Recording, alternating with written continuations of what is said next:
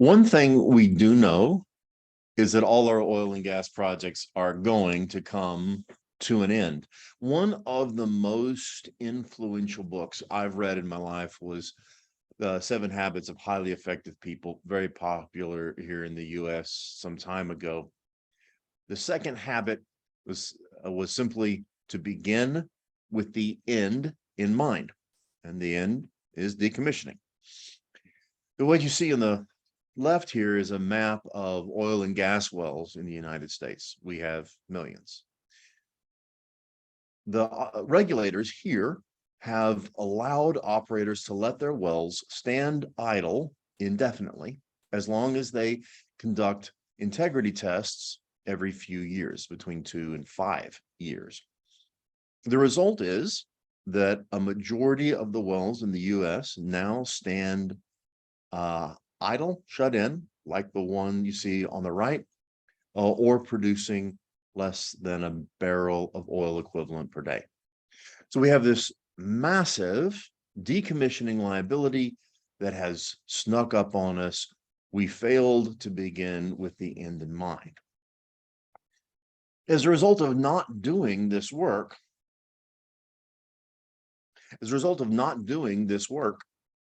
there's a lot we don't know.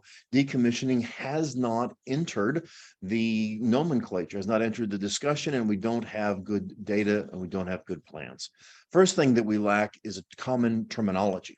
We don't share, even among regulators and within the operators of the industry, a common set of terms for idle, shut in, orphan, abandoned, and those sorts of things. We don't have a common terminology on what decommissioning is. Some call it asset retirement obligations, the accountants. Some call it asset decommissioning and restoration. The SPE uses that term.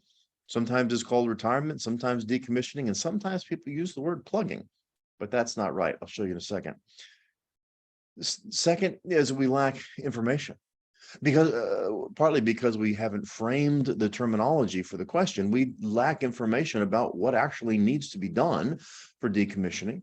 We've been using cash flows to evaluate our ability to pay for decommissioning, but the methods we've used turn out to be unreliable. They turn out to be misleading, to distort what's actually going on. And then partly because we haven't been doing very much of it, we don't have good information about how plugging operations perform in the long term. We've got standards. What we lack is good information about how well those standards work. So what I want to do just now is go through a bunch of these quickly, superficially, and give you a frame of reference to begin thinking about them. The first is the terminology as it applies to the scope of work. Lots of times here in the US or North America, we'll say plugging when we're referring to end-of-life operations. But the term plugging is, strictly speaking, only the downhole operations. That's only a fraction of what needs to be done. The part that's often overlooked, not discussed, is the surface operations. To remove the flow lines in the facilities and, of course, to remediate any damage that has occurred to the soil. Now, in normal operations, the surface costs to remove the shared facilities, the well sites, you can run 50 to 100% more than just the downhole costs. In some locations, under some contracts, operators are also required to restore the surface to its native condition. Another big lump of cost, not universal, but another big lump of cost. Those three aspects, downhole, surface removal, surface restoration, have a baseline of activity that we expect to do. But in all cases, there are contingencies, uncertainties that are guaranteed to happen. We may plan on spending X amount of dollars, but we're going to have a range of outcomes based on unanticipated circumstances, and that distribution of outcomes is skewed to the right with a long high side tail And so your high side, your high side is very much higher than your most likely, and your average is much more than your most likely. So you could have a plugging operation that is planned to cost $20,000. And it can come in at $100,000, or in the worst case, I've heard $2 million. So just a small number of cases that have large overruns move your average. And then, of course, after the operation is done, after the plugging is done, the operator should continue to have legacy liability for things that fail. So the whole scope of decommissioning costs is actually a lot larger than just downhole. Now, within that scope, the things that we have to do can vary a good deal. There are several key parameters that affect wells, how old they are, how they were completed, the geology through which they go, the current status, and what kind of environment they are in. Urban environment, wetlands, sensitive jungle, and the same kind of things apply for surface and for the people responsible for doing the work. If we can classify and gather these kinds of key information on all of the facilities and wells that exist, then we can get a good estimate of the cost. Brief commercial here, PPDM is trying to set up a working group to expand and clarify a taxonomy for the scope of work and for the costs that have to go into it. And I'd encourage you to participate in that group. We need input so that output can be as useful as possible. Now, once we understand the scope and the parameters that define the scope, then we can come up with a cost estimate. And with that cost estimate, we can look at our ability to pay for it. So what I've got here is a sample cash flow, an example cash flow taken from the Society of Petroleum Engineers guidelines for the application of the petroleum resource management system. It's just a sample, but it's intended to be a reasonable, real life-like example. So this is the cash flow. The graph shows the cash flow, millions of dollars per year over time. Now, it doesn't show the massive investment at the beginning, and it doesn't show the massive cost at the end. But these are the parameters. It's $129 million initial to set up this offshore platform. At the end of life, the asset decommissioning and restoration costs that they estimate are $35 million. So good project, passes all the parameters, let's get her done. Well, what happens there at that red point, just right at the middle of the productive life, and about year 15 of the total project out of 27. If we look at the cash flow, we break it down into its parts. The first part is payout. This is the time period it takes for the cash flow to replace the money that was invested. That is, cumulative cash flow equals capital spent, getting back the money you put in. And then there's a period of time that I call distributable life, which is to say new money that's coming in. At this point in time, at about year 15, the project is producing $600,000 a month, about $7 million a year. The net present value is tens of millions of dollars. The remaining life is 13 years. All that looks real positive, except, and apologize for the typo, the decommissioning costs are $35 million. Now, the surprising thing is, at this point in life, the total undiscounted future cash flow is zero. All of the money that has to be that will be made in that last 13 years is equal to the cost of decommissioning. And what I propose is that we measure this timeline Payout in reverse. The amount of time it takes to accumulate the cash necessary for the capital that will be spent. Now, I'm not saying that the proper strategy is, in fact, to hold back cash. Not a bad one. I'm merely meaning to describe an economic yardstick like payout. An economic yardstick I call holdback. Now, if a company, this matters, especially when assets are isolated. If a company like Chevron owns assets across the world and they take profits and they continually reinvest them successfully and they make money, then the money from the new projects can be used to decommission the old projects. But if an asset is ring-fenced, if an asset has access only to its own capital, or if an operator has a set of assets that are all producing and declining, then the asset must pay for itself. It must pay for its own decommissioning.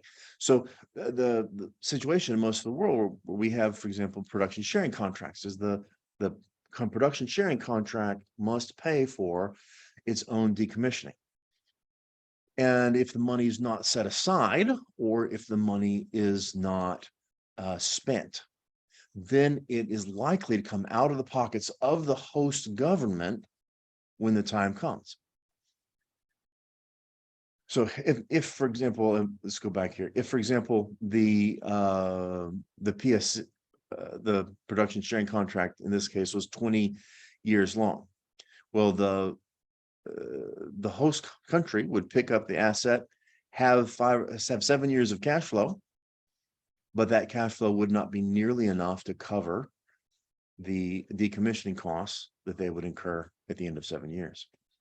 Now, the measure of holdback is deterministic. It's a single measurement, no measure of uncertainty or risk, and that's not really appropriate. So the capital costs that come at the end of life here are guaranteed. They must be paid. They're substantial, but they're later in life.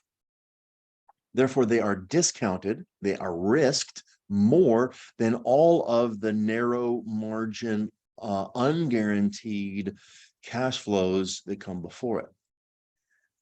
So in order to have a more relevant yardstick, holdback takes out the discounting, but we could put discounting back in. We could look at, well, first we could look at the ratio between the undiscounted decommissioning and the undiscounted cash flow. And then we can discount the profit, which includes risk, and not discount the decommissioning costs. And those comparisons give us something more relevant to understand the uncertainty and in the measure of holdback. So let me show you a little bit here about how this works from an economic standpoint, how it works in the cash flows, because it really is an unexpected result. This graph shows how we think of it, how I think of it, when a field, an asset depletes. Along the x-axis is years before the economic limit, and on the y-axis is the value of the project. So undiscounted value is higher than the discounted values, as it should be, and all the values slide down, converge to zero at the end of life.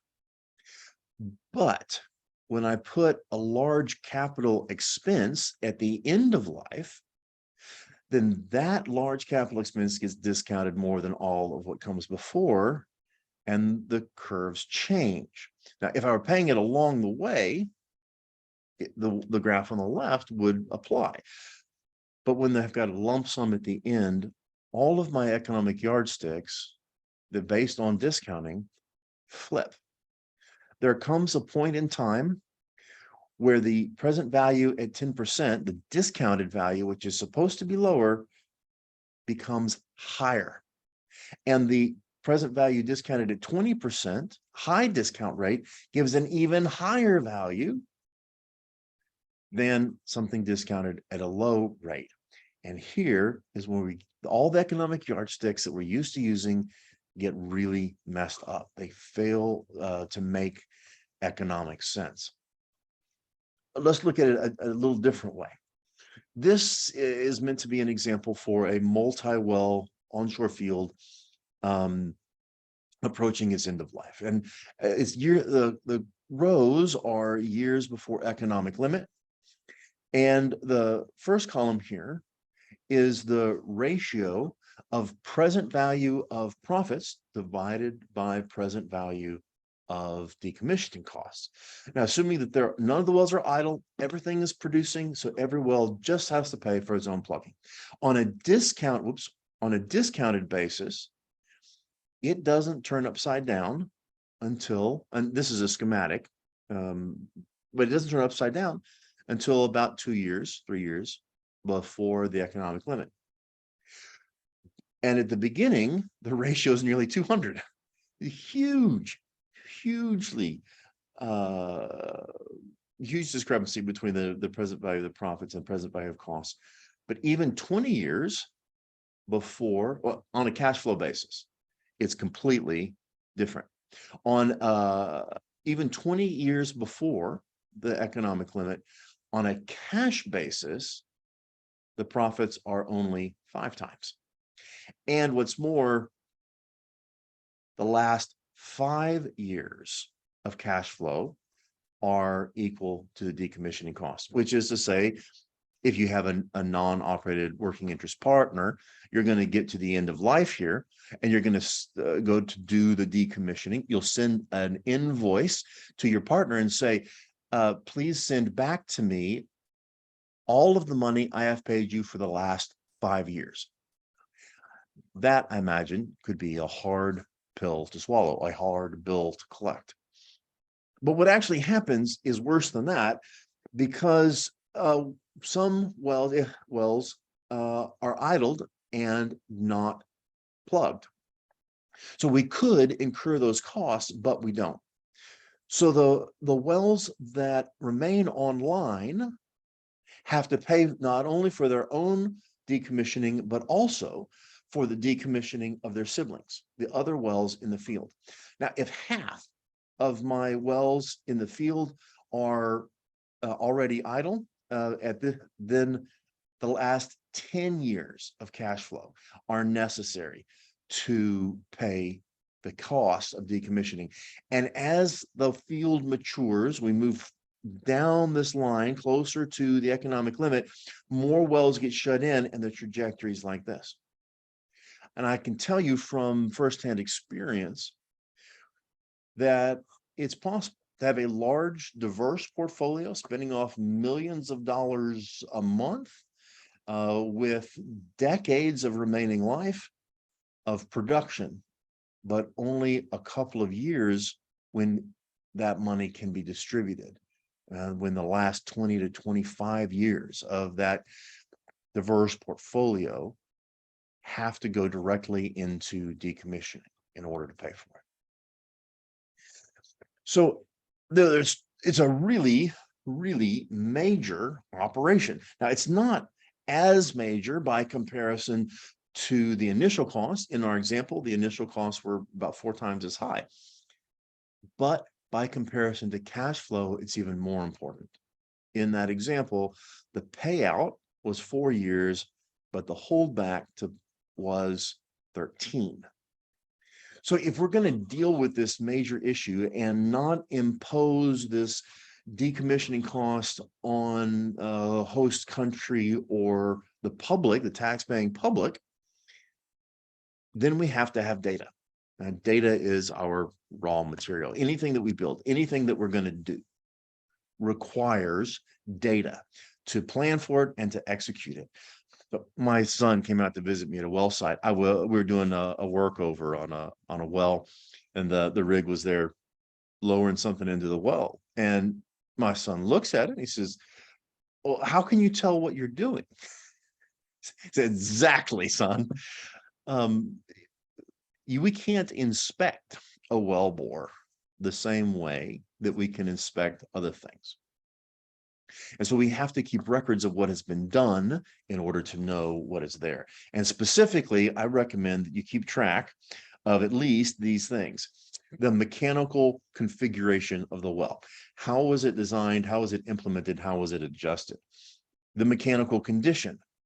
If the well builds pressure or develops pressure behind casing, that's critical information to know. You also need to keep track of repair operations. Anytime that a well does fail and a repair is done, whether that's before or after the well is plugged, you need to have records. This is how we're going to build a knowledge about what should be done in the future. And then, because we're planning with the end in mind, all of our analyses need to include a reliable cost of decommissioning. So in that book I told you about before, 7 Habits, the number 1 habit was be proactive. That is, don't wait till a problem develops, address it from the beginning. And in the case of decommissioning, that means at least these things. First, you've got to clarify the liability of the operators. What are they obligated to do? To what standards? By what time? And what happens if it fails? Second, you got to collect and archive data so that you know if you have to go back in after the fact, what is there to fix it. And that knowing will save you real money. And then lastly, in all of the reporting that happens between partners in a project, you've got to include decommissioning. It needs to be a good estimate, and there needs to be an explicit plan for how it's going to be paid. So it's an important issue, and made all the more important by the fact of the energy transition. It's possible that assets will become stranded, that decommissioning liabilities will arrive sooner than planned, and that exacerbates the risk. So I encourage you not to be caught flat-footed, to be proactive, begin with the end in mind. So thanks for being here. I think I've saved enough time. Let's do some questions.